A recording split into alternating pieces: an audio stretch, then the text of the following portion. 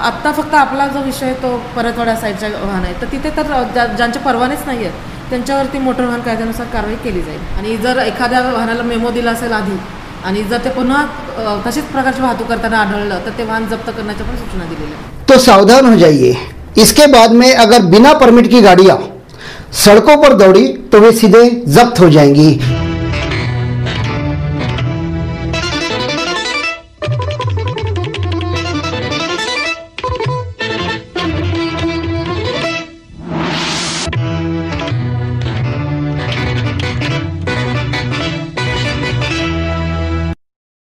नमस्कार, मैं शैलेंद्र सिंह राठौड़ और आप देख रहे हैं विदर्भ प्रभात लाइव.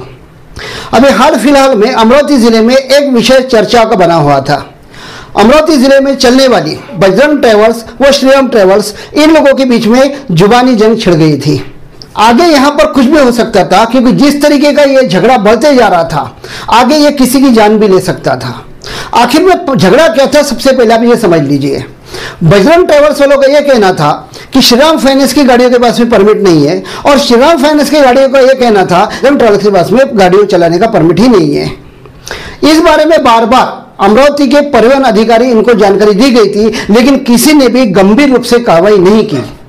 आनंद फानंद में होता यह कि माह में एक बार जो कार्रवाई होती, इसमें जो गाड़ियां पकड़ी जाती उन्हें 10,000 का फाइन मारकर दे दिया जाता. यहाँ जो गाड़ियां पकड़ी जाती इन्हें मात्र 10,000 का फाइन देकर इन्हें छोड़ दिया जाता था. लेकिन अगर इन्हें परमिट ही नहीं है तो इन पर कोई कड़ी कार्रवाई नहीं होती थी. प्रादेशिक परिवहन अधिकारी अमरावती उर्मिला पवार इनसे संपर्क कर करके इस बारे में कड़ी कार्रवाई करने की मांग की थी, जिसके बाद में उर्मिला पवार ने सीधे ही कह दिया, प्रादेशिक परिवहन अधिकारी उर्मिला पवार इन्होंने कड़े आदेश दे दिए कि इन पर मतलब बिना परमिट गाड़ियों को एक ही बार इन्हें फाइन लगाना है, और इसके बाद में भी अगर ये गाड़ियां सड़कों पर दौड़ती मिली तो इन्हें सीधा जब्त कर लिया जाएगा.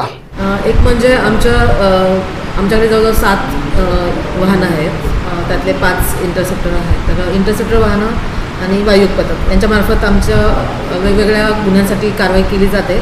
परंतु नियोजन असं आहे की प्रत्येक तालुक्यानिहाय आम्ही अधिकाऱ्यांची नेमणूक केलेली आहे. त्याच्यामध्ये मोटर वाहन निरीक्षक दर्जाचे अधिकारी, नियंत्रक अधिकारी असतात आणि त्यांच्या हाताखाली 1 किंवा 2 असिस्टंट म्हणजे सहाय्यक मोटर वाहन निरीक्षक आहेत, आणि त्यांना त्या संपूर्ण तालुक्याची जबाबदारी त्या कर्मचाऱ्यांवरती दिलेली आहे. त्यांना त्या तालुक्यामध्ये ड्रायव्हिंग स्कूलची तपासणी, शालेय विद्यार्थी वाहतुकीच्या जी वाहनं आहेत त्यांची तपासणी करणे, त्याचबरोबर शालेय परिवहन समिती असतात त्यांच्या बैठका घेणे, ही कामं दिलेली आहेत. त्याचबरोबर महसूल विभागाची काही कामं असतील किंवा व्हॅल्युएशनची वगैरे, ही कामंसुद्धा त्यांच्यावरती जबाबदारी टाकण्यात आली आहे.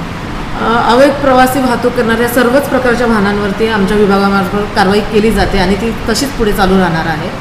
आणि जर एखाद्या वाहनाला मेमो दिला असेल आधी आणि जर ते पुन्हा तशीच प्रकारची वाहतूक करताना आढळलं तर ते वाहन जप्त करण्याच्या पण सूचना दिलेल्या आहेत. विनापरवाना वाहतूक करत असेल एखादा प्रवासी बस, तर त्या वाहनावरती 66-192 सेक्शन खाली आपण कारवाई करतो. त्याखाली चालक 10,000 रुपये फाईन आहे त्याला, आणि तो दंड भरून ते चालू शकतो. जर त्याने दंड भरला नाही तर त्याचे केस आपल्याला कोर्टात दाखल करतात.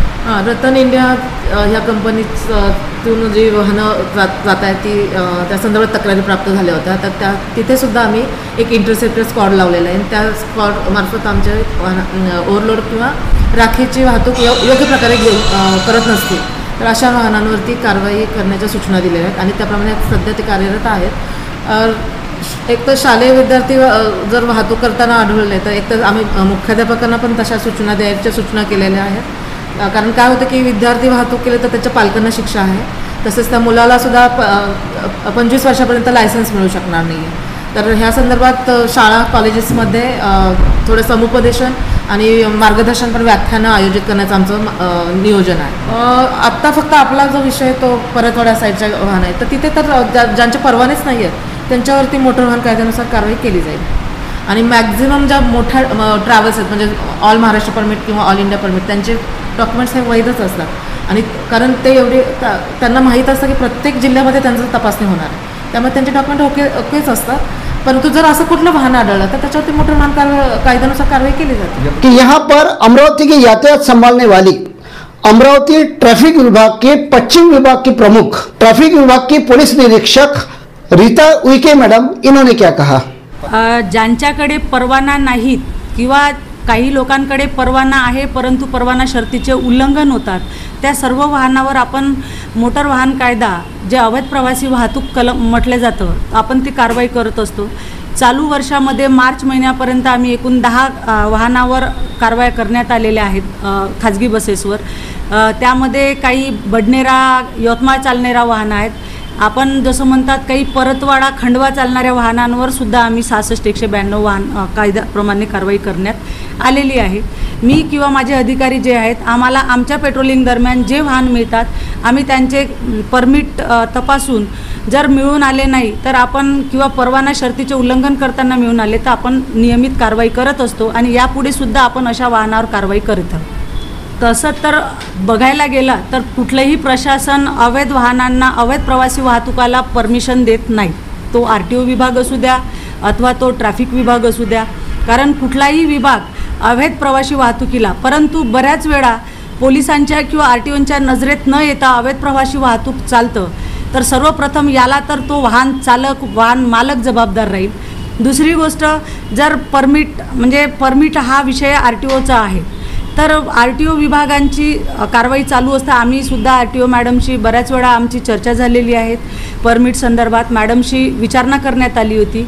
पूर्वी आम्हाला ज्यावेळेस फोनद्वारे विचारणा केली होती त्यावेळेस आम्ही RTO मॅडमशी बोलणी केली आणि RTO मॅडमनी सांगितले की खंडवा मार्गावर चालणाऱ्या वाहनांना काही वाहनांना परमनंट परमिट आहे आणि काही वाहनांना त्यांनी 3-3 महिन्याचं परमिट दिलेलं आहे असं मॅडमनी आम्हाला फोनद्वारे माहिती दिली होती.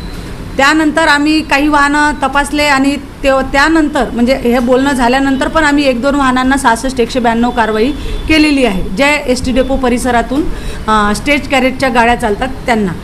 आता हा जो परमिटचा विषय हा RTOचा आहे, तसंच ट्रॅफिक पोलीस पण आम्ही फिरत असतो तर आम्हालासुद्धा कागदपत्र तपासण्याचा अधिकार आहेत.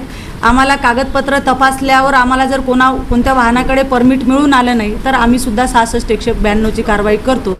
तो जैसे कि आपने देखा, आगे हम सभी परिवहन संचालकों को ये चेतावनी दे रहे हैं कि अगर कोई भी गाड़ी बिना परमिट के अगर इन सड़कों पर दौड़ी तो यहाँ से सीधी कार्रवाई हो जाएगी और इनकी गाड़ियां जब्त हो जाएगी.